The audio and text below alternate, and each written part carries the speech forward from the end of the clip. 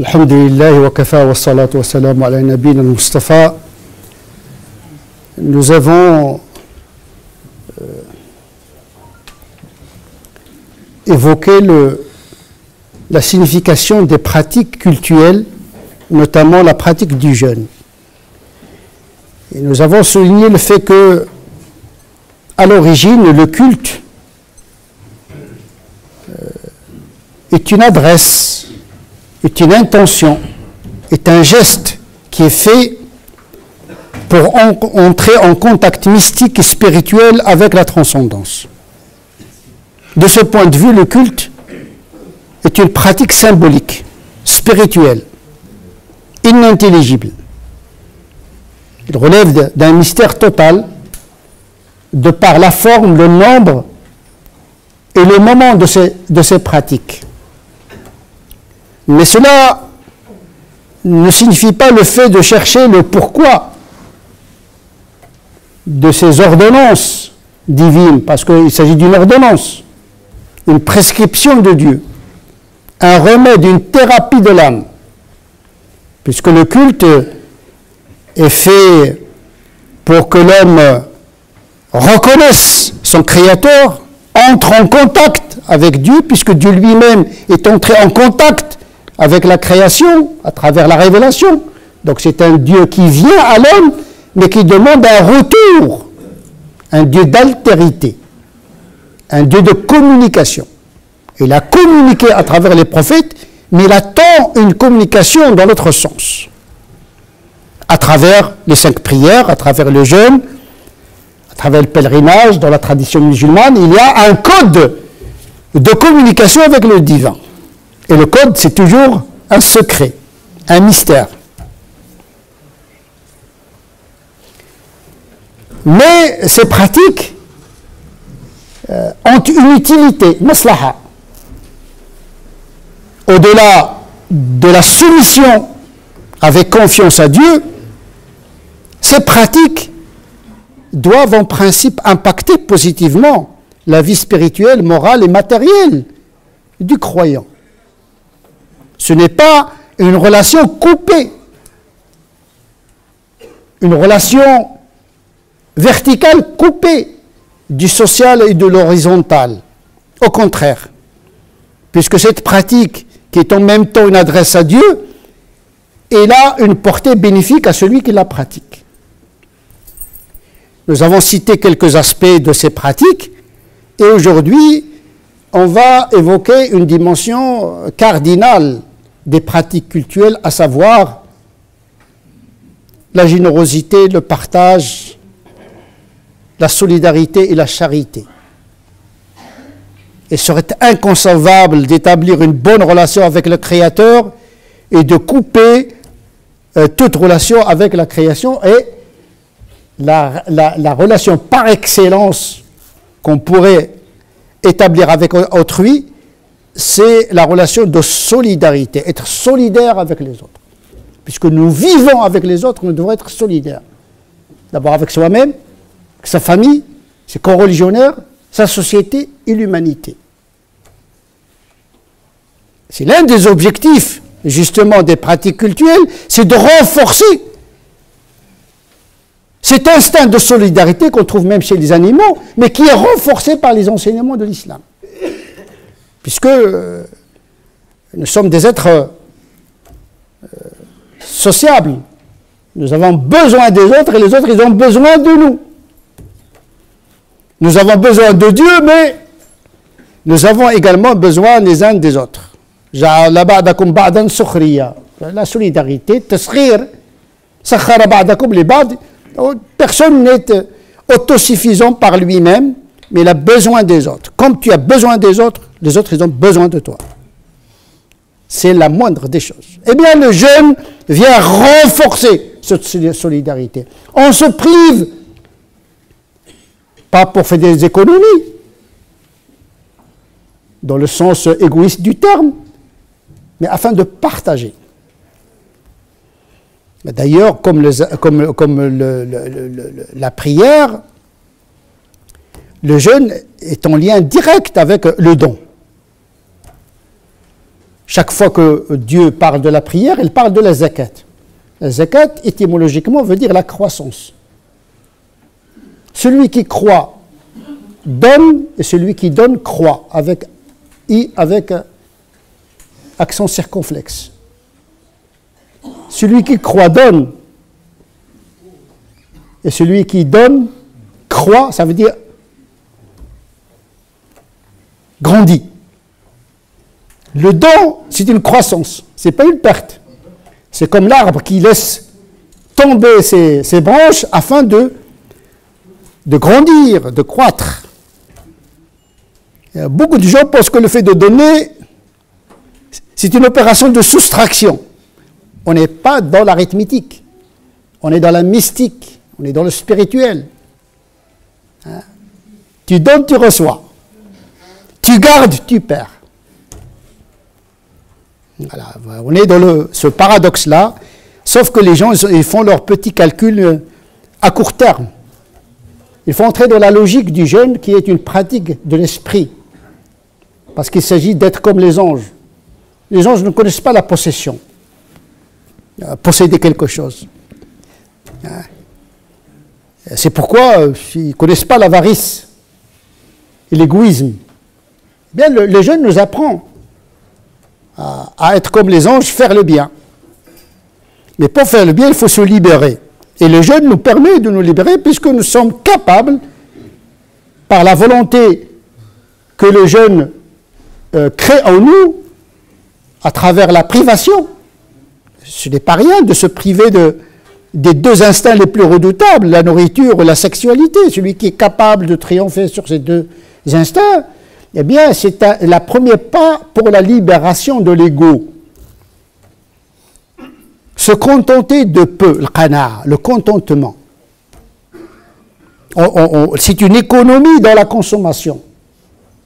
Pour un meilleur don. On ne se prive pas pour thésauriser, mais pour distribuer. Une forme de solidarité par le bas. Bien sûr, il y a l'impôt, obligé, que l'État impose, mais il y a l'impôt qu'impose la conscience du croyant, et qui est catalysé, renforcé par la pratique du jeûne.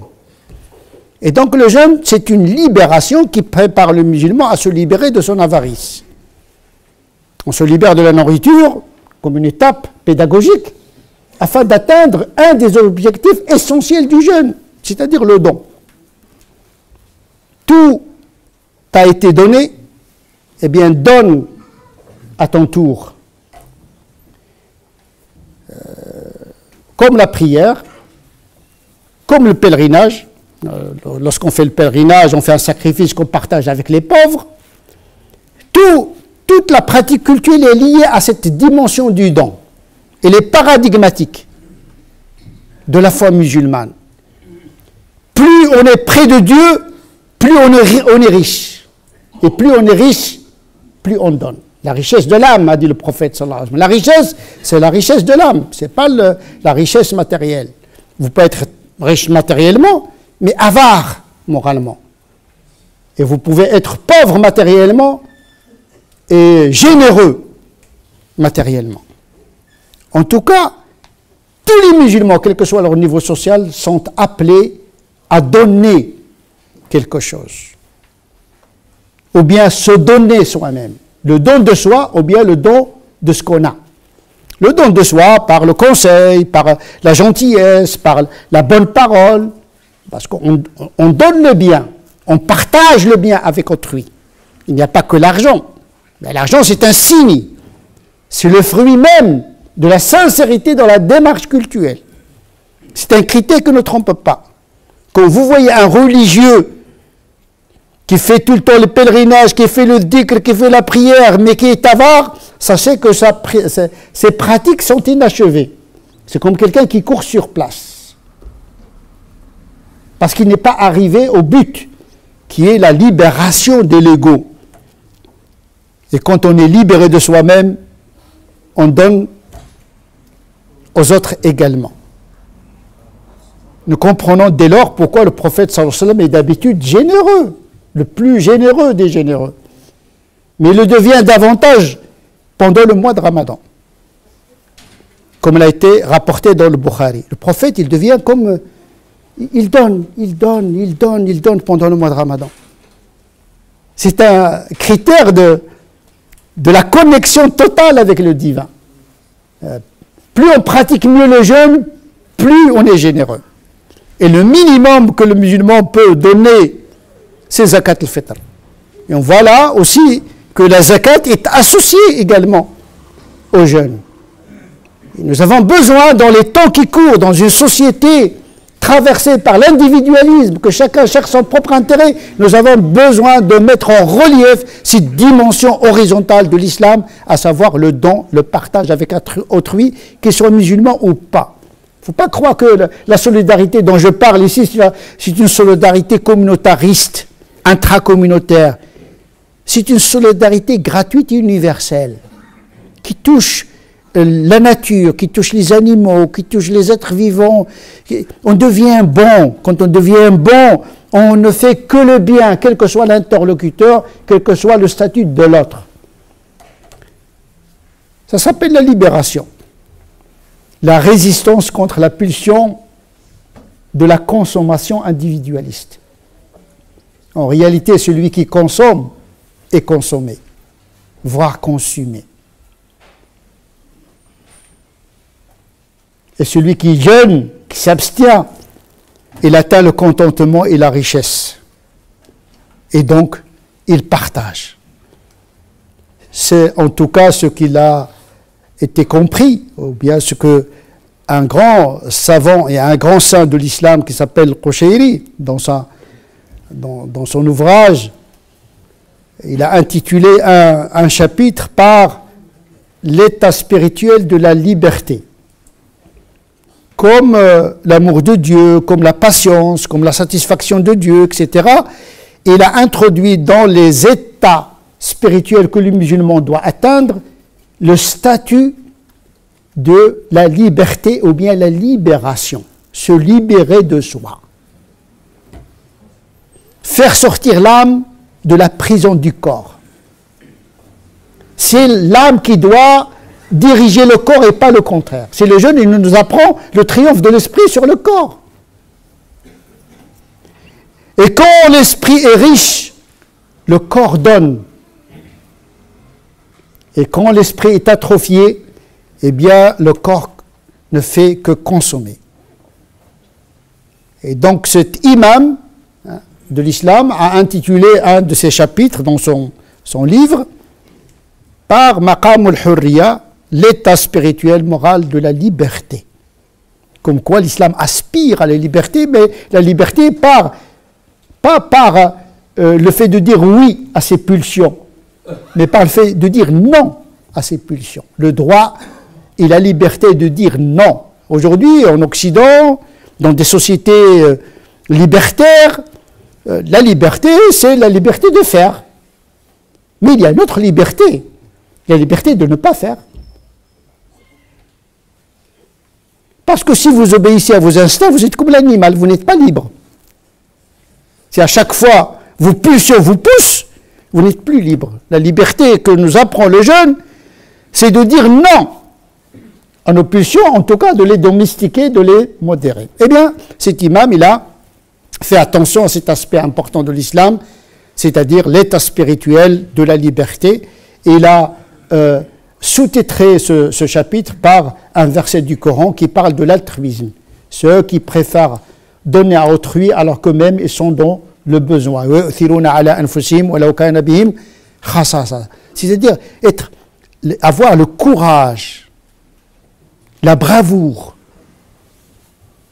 morale de donner à l'autre alors que ce qu'on donne à l'autre, on en a besoin. Ça, c'est le summum.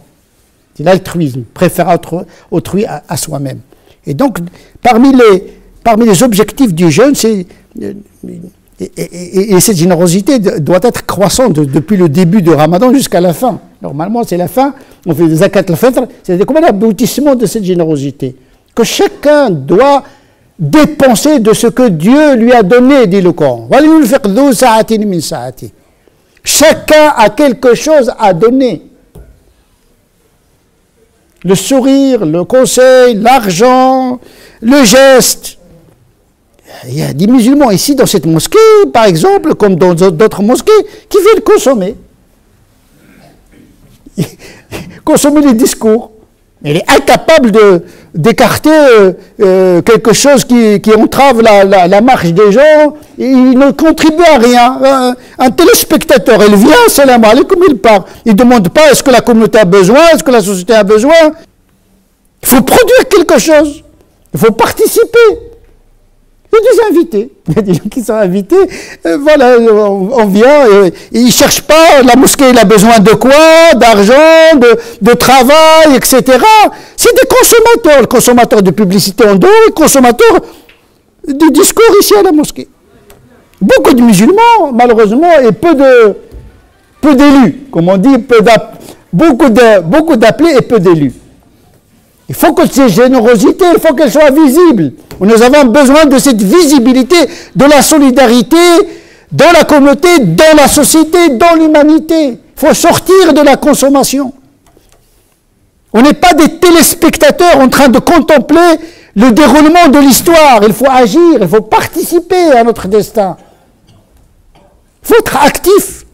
Le jeûne, ce n'est pas la trophie. Je ne mange pas, je ne bois pas, je ne bouge pas. Non, il faut bouger. Le jeûne, c'est une force.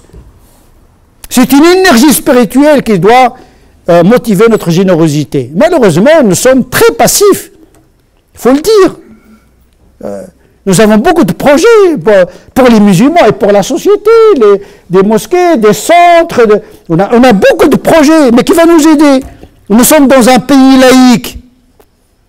Il ne faut pas croire que l'État va aider la construction des mosquées, etc. C'est vous. Vous êtes chez vous, là. Il faut participer. Et ce que nous faisons ici, c'est utile pour la société. Il ne faut pas croire que le culte n'a pas un impact positif sur la société. Le discours que nous donnons ici, c'est de faire un bon musulman, un bon citoyen. Donc nous produisons quelque chose de positif, mais encore faudrait-il que les musulmans nous aident un petit peu. Inna Allah la yughayyiru ma biqawmin hatta yughayyiru ma bi anfusihim. Dieu ne changera pas l'état d'un peuple tant que celui-ci n'a pas décidé de changer lui-même. Le khotab, les discours, c'est de la consommation, c'est l'obésité spirituelle qui ne produit aucune énergie, aucun mouvement. Il faut se bouger un petit peu. On est à la fin de Ramadan, il faut rattraper. Il faut agir, on n'a pas toujours besoin d'argent, on a besoin de soutien, de doua. Même le doua, on peut changer le destin par un doua. Tu n'as rien à donner, mais tu as beaucoup de choses à donner. Une prière pour les gens qui travaillent pour la société, pour l'islam, Tu es incapable de faire le bien. Aide ceux qui font le bien. Mais je ne crois pas que quelqu'un ici ne peut pas faire le bien. Chacun fait le bien dans son entourage, mais on a besoin davantage de bien parce que nous sommes exigeants vers nous-mêmes. نسأل الله عز وجل أن يجعلنا من الذين يستمعون القول فيتبعون أحسنه أولئك الذين هداهم الله أولئك هم الألباب اللهم اهدنا فيمن هديت وعافنا فيمن عافيت وتولنا فيمن توليت وبارك لنا فيما أعطيت وقنا واصرف عنا شر ما قضيت فإنك تقضي ولا يقضى عليك وأنه لا يذل من واليت ولا يعز من عاديت تباركت ربنا وتعاليت اللهم صل وسلم على سيدنا محمد اللهم صل على سيدنا محمد وعلى آل سيدنا محمد كما صليت على سيدنا إبراهيم وعلى آل سيدنا إبراهيم وبارك على سيدنا محمد وعلى آل سيدنا محمد كما باركت على سيدنا إبراهيم وعلى آل سيدنا إبراهيم في العالمين إنك حميد مجيد سبحان ربك رب العزة عما يصفون وسلام على المرسلين والحمد لله رب العالمين.